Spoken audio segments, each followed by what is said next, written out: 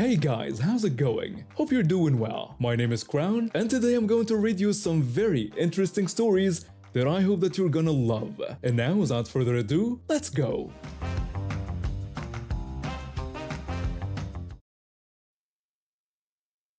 I'm a 19-year-old university student who pays for everything myself. No family support, just me working hard to make ends meet while studying. For almost a year, I worked at this small pizza place in my neighborhood. It was a cozy little joint where you only needed about 4 people to run the place on a busy night. I was the pizza chef, and I loved my job. Everything changed when the original owner decided to sell the business. During the transition, I was asked to train the new owners on everything: making pizzas, packing orders, using the order system, health and safety protocols, and even customer service. I put in extra hours to make sure they understood everything. We seemed to get along great during this phase. They were friendly, even offering me rides home on rainy nights after late shifts. We'd chat about our families, friends, and hobbies. I genuinely thought we had a good rapport. Then, during their first week of official ownership, I got tonsillitis and had to call in sick. That's when everything flipped upside down. When I returned to work, their attitude toward me had completely changed. They were cold, dismissive, and started cutting my shifts. Before they took over, they had promised I'd be learning how to make pasta dishes in addition to pizzas, but suddenly that opportunity vanished. What bothered me most was their complete disregard for health and safety rules. They worked without hairnets, didn't wash their hands properly, and ignored other basic protocols. One day, I noticed a coworker with extremely long hair working without a hairnet. Her hair was in a braid that reached down to her waist, completely exposed. I told her that she needed to wear a hairnet, explaining that it was part of our occupational health and safety rules. I warned her that if someone found hair in their food, the restaurant could get in serious trouble. She simply refused, saying she didn't need to wear one. I looked at one of the new owners who was standing right there, expecting some support, but instead, the owner sided with her and told me to leave her alone. About 10 minutes later, I found a bowl of hair exactly where I make pizzas. I picked it up and showed it to both of them. I pointed out that this was exactly why we needed hairnets, and that I had found it right where I was preparing food. The coworker reluctantly put on a hairnet, but left her long braid hanging out, completely defeating the purpose. The owner said nothing about this half-hearted compliance. The following week, another incident happened. A co-worker wanted a day off and I was hoping for an extra shift. It seemed like a perfect swap. I suggested that since the next day was Tuesday and usually slow, I could take his shift. I added that it would be a good opportunity for me to learn how to make pasta dishes like we had discussed earlier. The owner flatly refused, simply stating they wanted him to work, not me. No explanation was given beyond that. About a month later, I went on a pre-approved 2-week holiday to the US. They had known about this trip for months and had given me the time off. But when I returned and asked about my schedule, I got the shock of my life. The owner told me that they didn't need me anymore. When I asked what I had done wrong, they accused me of being rude to coworkers, being racist, refusing to work in the kitchen, and messing up paperwork. I was stunned. In the 9 months I worked under the previous owner, I never had a single complaint. I got along with everyone. I literally worked as a chef in the kitchen, and the only paperwork I ever filled out was my employee form. I texted my former coworkers to ask if I had ever been rude or racist toward them. They all responded saying of course not, and that we had always gotten along fine. When I tried to call the owners back to discuss this, they hung up on me and then sent me abusive text messages, doubling down on their accusations of racism.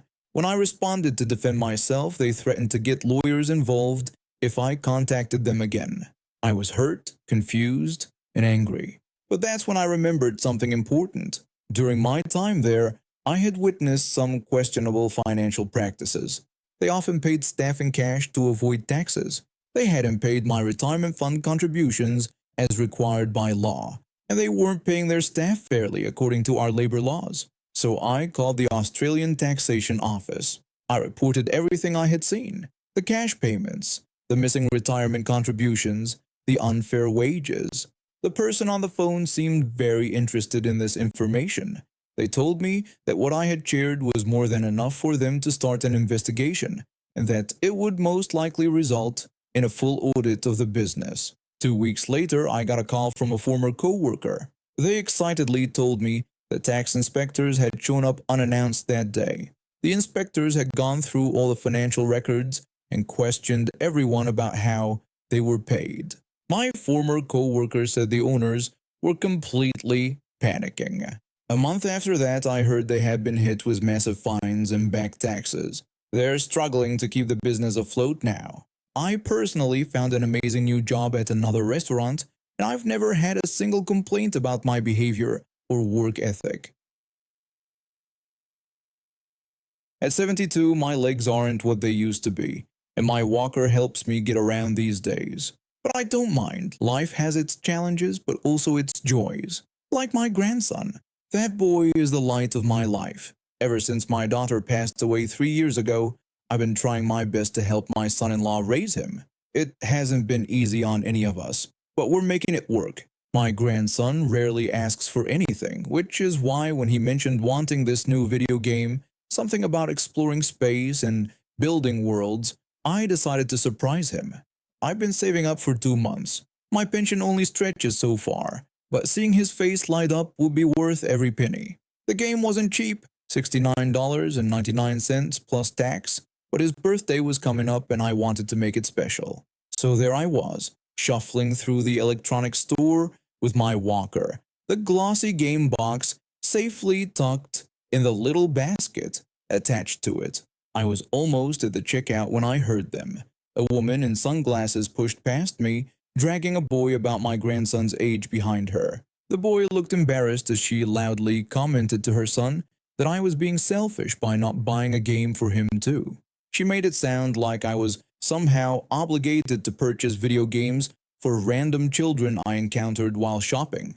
I thought she was joking at first. Surely no one would seriously expect a complete stranger to buy their child a gift. But when I looked at her face, there wasn't a hint of humor there. I politely explained that the game was for my grandson and that I couldn't possibly buy games for everyone I met. She responded with indignation, insisting that my explanation wasn't good enough and that I should buy one for her child too. Her tone suggested I was being unreasonable for refusing. I tried to be patient. Maybe she was having a rough day. I gently repeated that I couldn't afford to buy games for everyone and that this game was specifically for my grandson to make him happy. Her face twisted into an ugly sneer as she insulted me, claiming that old people like me only think of ourselves and never consider others. Her generalization stung deeply. That hurt. I spent my whole life thinking of others, working 2 jobs to support my family, volunteering at the community center until my health declined, always trying to be kind to strangers. And here was this woman judging my entire generation based on what? My unwillingness to spend $70 on her child? I decided to walk away. No good would come from arguing with someone so unreasonable. But as I turned, I heard the boy speak up. The boy asked his mother why she was being so mean to an old man who was just trying to buy a present for his grandson. His words showed more maturity than his mother's behavior. Smart kid. Shame about his mother. I continued toward the checkout, but I could hear her heels clicking on the tile floor behind me. She called after me, demanding I not walk away while she was talking to me. Her voice echoed through the store, drawing unwanted attention. The cashier, a young man with bright blue hair, looked concerned as I approached. He asked if everything was okay. I simply told him I was trying to buy the game for my grandson, attempting to downplay the situation. Karen interrupted loudly, accusing me of being selfish and flaunting my wealth while there were children who couldn't afford these games. Her accusation was as ridiculous as it was loud. I almost laughed. Wealth? If only she knew how I'd been counting pennies to afford this. The cashier looked uncomfortable but rang up my purchase. I paid with exact change. Bills and coins I'd carefully counted out at home before leaving. The cashier politely asked if I wanted a bag for my purchase. I declined his offer, explaining that I would just put it in my walker basket where it would be secure. As I took the receipt and tucked the game into my basket, I felt something brush against me. Before I could react, Karen had snatched the game box. She declared that her son deserved the game more than my spoiled grandson as she grabbed it from my basket. The entitlement in her voice was shocking. She turned and ran toward the exit, her high heels somehow not slowing her down. I called out for her to stop protesting that the game was mine. I tried to follow, but my walker and old legs weren't made for chasing thieves. I felt helpless and angry all at once, but then the cashier vaulted over the counter. He called back to me that he would handle it as he sprinted past. He sprinted past me and out the door. Through the store windows, I could see him chasing her across the parking lot. She was fast, but he was faster. He caught up to her between two parked cars, tackled her to the ground, and wrestled the game from her hands. By the time I made it outside, a small crowd had gathered. The security guard had arrived and was helping restrain Karen, who was screaming about assault and threatening lawsuits. The cashier returned the game to me, apologizing for what had happened. The game was slightly dented but otherwise intact. I thanked him profusely, admitting I didn't know what I would have done without his help. My gratitude was genuine and heartfelt. He modestly brushed off my thanks and told me that they'd called the police who were on their way to deal with the situation. Karen suddenly changed her tone, pleading with me to tell everyone it was just a misunderstanding. The desperation in her voice showed she finally realized the seriousness of her actions. She was looking at me, suddenly desperate. The reality of her situation was sinking in. I challenged her claim, pointing out that stealing from me and running away was not something that could be dismissed as a misunderstanding. The police arrived minutes later. They took statements from everyone, and I watched as they put Karen in handcuffs and into the back of a patrol car. Her son was crying now, and I felt bad for him. The officer explained they would need to keep the game as evidence for now, but assured me I would get it back after she was processed. I expressed my concern, mentioning it was for my grandson's birthday, which was coming up soon. The disappointment in my voice must have been clear. The cashier stepped forward with a solution. He offered that they had another copy in the back which he could ring up with the store covering the cost. He added that they could provide the receipt to the police for their case. The manager quickly agreed, apologizing for what had happened to me in their store. Their concern seemed genuine. I was touched by their kindness. When they processed a new copy for me, the police officer explained that Karen would be charged with theft and possibly assault. He mentioned they'd had complaints about her before, always demanding special treatment and threatening shop owners, though this was the first time she'd actually stolen something. His casual tone suggested this wasn't entirely surprising to law enforcement. I nodded, surprised but not shocked. Some people go through life thinking the world owes them everything. When I finally got home, I was exhausted but relieved. I wrapped the game and kept it hidden until my grandson's birthday the following week. When he opened it, his eyes lit up just as I'd imagined. My grandson exclaimed with excitement, repeatedly thanking me while asking how I knew he wanted that specific game. His joy was evident as he hugged me tightly, and his hug made everything, the confrontation, the theft, the police report, worth it. When I started my first year at university in Western England, I was excited about the independence. Living in a massive Georgian house with 22 other guys seemed like it would be a blast. The building had character, high ceilings, creaky floors, and 3 shared kitchens spread across different floors.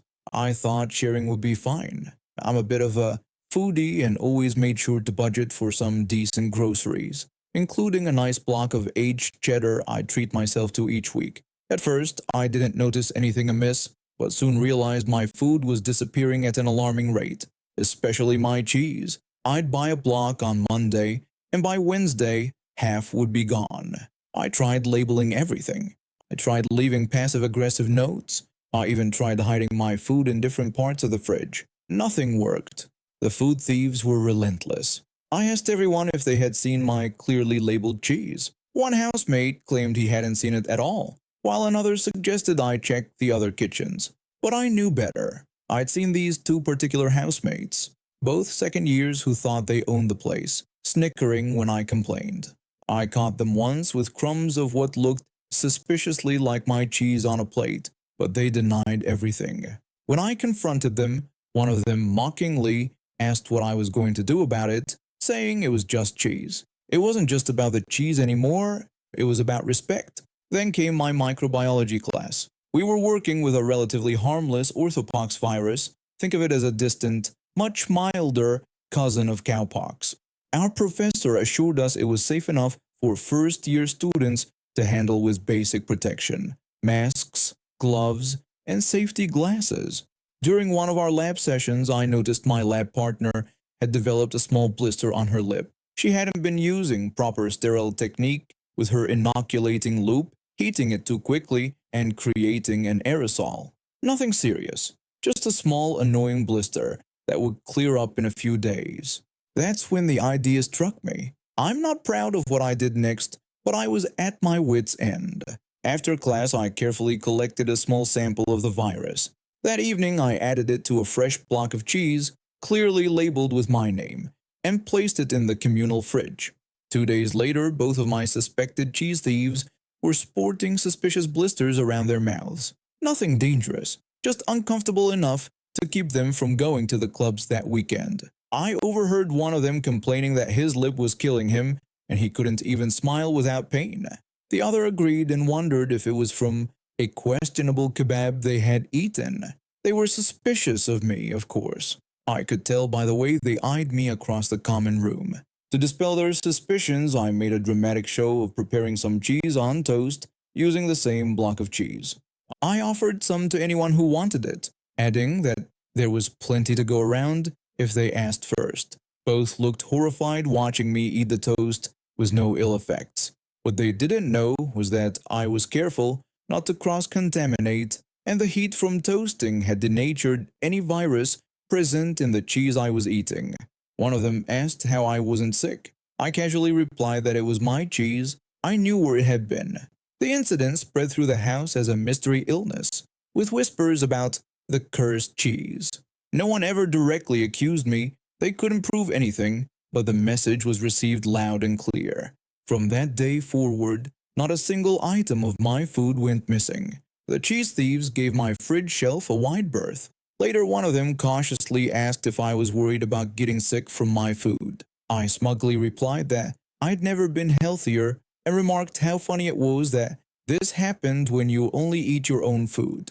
I realized how risky it was. I could have gotten into serious trouble if anyone had reported mysterious blisters to the university health center, and they had somehow traced it back to the microbiology lab. The virus was relatively harmless, but my actions weren't exactly ethical. But in the strange ecosystem of student housing, sometimes you have to establish boundaries in unconventional ways. I never had to resort to such measures again. Word spread quickly that my food was off limits, and I developed a reputation as someone not to be crossed. The two cheese thieves and I eventually reached an unspoken truce. They stopped taking my food, and I never mentioned their mysterious lip condition again. By the end of the year, we could even share a kitchen without incident. And now we have reached the end of today's stories. Thank you for watching, and see you next time.